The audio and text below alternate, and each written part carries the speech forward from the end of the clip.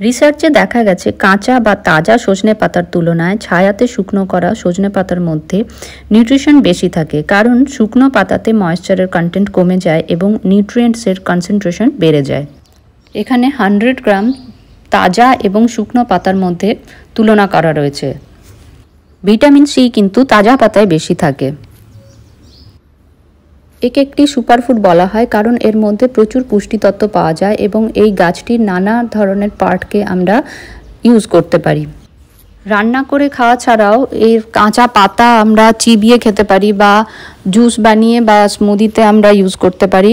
আর শুকনো পাতার গুঁড়োকে আমরা জলে গুলে এমনি কনজিউম করতে পারি বা স্মুদিতে বা রুটির আটার সাথে মিশিয়ে রুটি বানিয়েও খাওয়া যেতে পারে।